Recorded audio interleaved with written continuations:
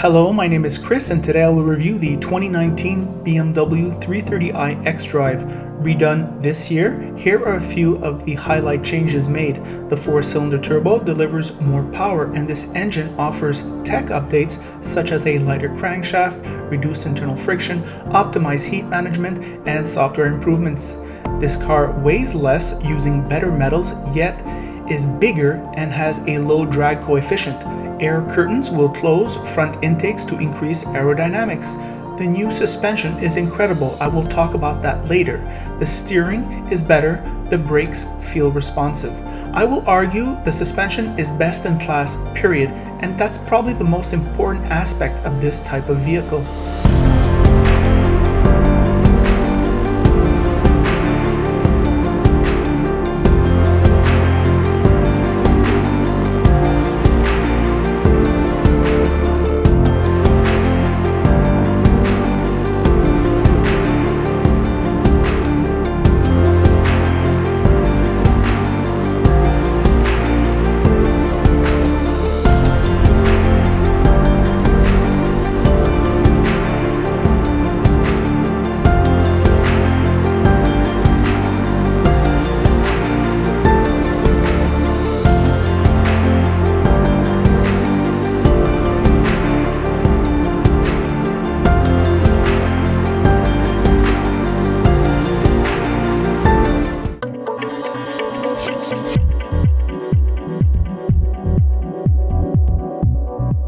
The interior brings big changes. The center stack is beautiful with metallic satin trim. The interior aesthetic quality is excellent, with a design language that makes you marvel at the European superiority in aesthetic, the presentation. This door design is jaw-droppingly beautiful, mesmerizing. The M steering wheel is even better than the previous M steering wheel, and that is a key driver interface. The seats are comfortable and highly adjustable, and the leather quality is worst in class. Disappointing, and one of the only real weaknesses in this interior. That could be a deal breaker when you consider this car's price. Although very comfortable, these BMW seats are great, but no longer the greatest as the competition inches up on the ultimate driving machine. The infotainment is obviously complex with beautiful graphics and a snappy response, mirroring the rest of the car's personality. It should be noted the infotainment froze up during the drive, which was disconcerting. Ross reports that it began working again after a few hours. I noticed an increase in visibility, and this 330 has plenty of trunk room, and I fit easily behind myself, as you can see. Underreported is BMW's clever packaging. These BMWs always seem to be roomy. Ross reports that the LED lighting is bright and effective. The base sound system outputs 205 watts and the optional HK outputs 464 watts. The heads-up display increases safety. Alas, I did not film it. The digital dash is beautiful and easy to consult and changes when you change drive modes. This engine delivers 255 horsepower and 295 pounds of torque and delivers 9.5 liters in the city and 6.9 liters on the highway, or 2534 mpg. Impressive. The 8-speed automatic, best in class, can read your mind. Behind my computer and reflecting on my drive in BMW 330, I can say that the top three in this category are Audi A4, this car, and Genesis G70.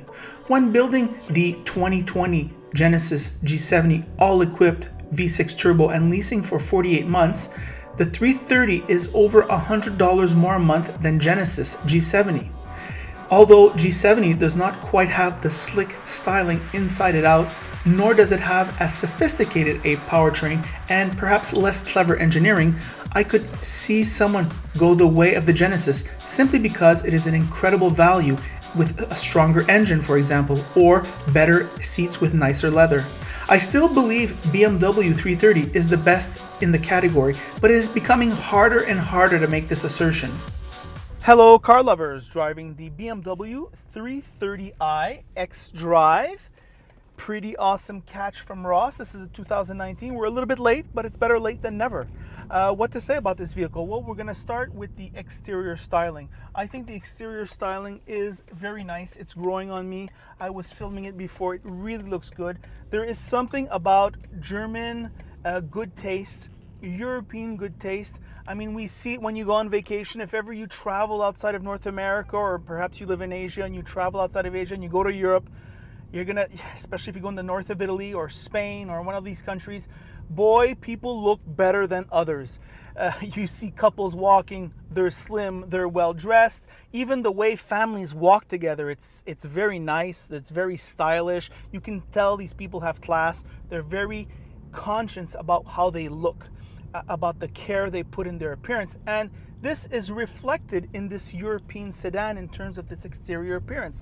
The headlights are nice and stylized. The LED lights all around are very nice. The curves, the proportions, everything is really good about the exterior of this BMW. And perhaps it does that a little bit better than all its competitors. What else about this vehicle? Well, let's talk about the ride. The ride is simply incredible. I think BMW has hit the target in terms of that range between comfort and performance. I'm just driving around here. It's very fun to handle. It has that nice feel. It doesn't lean, the suspension. However, I'm driving in Montreal's shitty roads with these incredibly low profile tires, which you would think would make the ride harsh. The ride is not harsh at all, according to me. I think it's very comfortable. We've been driving here now for like 30 minutes in these shitty roads, the shittiest roads, and I feel great. I feel wonderful. It isn't jarring. It doesn't make loud noises. And on the highway with these huge low profile tires, there is essentially no road noise. It's kind of amazing, and very low wind noise. One of the best insulated cars of the category, should be said. So on the comfort front, you're covered. On the sporty feel, you're covered. Nice job, BMW. On the inside, some things are good, some things are very good, and some things are not so good, and something else doesn't work. So iDrive, let's talk about it. Well, I can't talk about it. It ain't working. All right? Unacceptable. This car is less than 10,000 kilometers. iDrive let out. The screen is on and everything, but we can't get any music on. We can't do anything. So I'm not going to talk about it. I will say the screen is very nice. That's all I'll say. And also the haptic feel of the interface is very nice also. There's something to be said about the visibility out of this car. This dash here is very low in front, and you have a nice open view of the road. I would say like the windows here are very big, okay, for a sedan. I mean, the ledge here is very low, and yet it feels good. Like it's got a nice greenhouse for a sports sedan. The seats now, the seats are very comfortable. I don't think they're the best in the category in terms of they're equal to the best. They used to be the best, and now I think Acura does equal, if not better. I think that the Audi seats are very nice. I sat in a Mercedes, are very nice. Lots of cars have nice seats. The Genesis seats are wonderful, actually. So that on that front, it's okay. Highly adjustable. I would say that the leather quality is horrible. When I had this car, I had a car like this in 2010. We criticized BMW 10 years ago that, you know, their ride quality was amazing, their looks was amazing, but their interiors were a little cheap and the leather quality was very cheap also. Well, this has unfortunately carried over. I can't think of one competitor that makes a cheaper leather quality. That's, well, there, I've said it. However, the colors are very nice.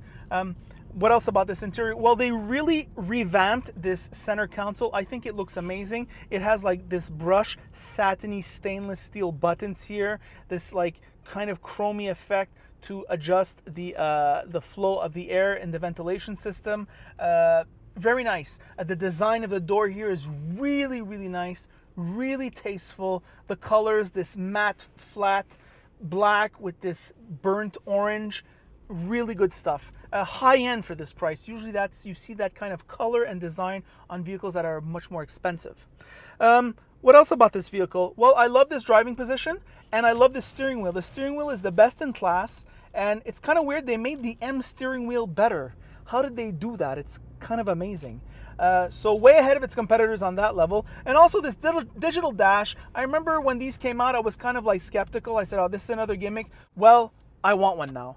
Really nice design, clear fonts, really nice images. It subtly changes when you go from the different modes. Just really awesome.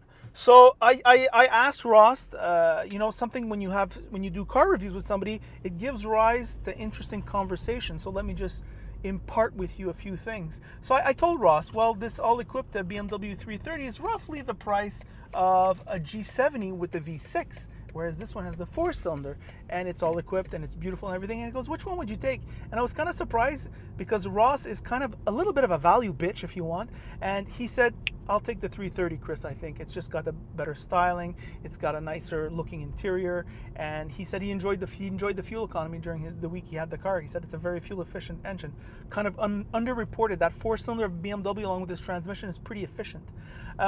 I was kind of surprised by that. I thought he would have went for the Genesis G70. I think I have to almost agree with him. I think this is still the top. It depends how I'd feel. If I want to gun it on the highway, I think I'd go for the Genesis. If I just want that total German feel, despite having the low-level leather, it is nice in here. It really does have it's well-rounded. No aspect has been neglected in terms of design. And when you pay a lot of money, you want that slick design. You want that crazy build quality. And I think BMW still delivers that. So is this vehicle recommendable? Well, I think it is.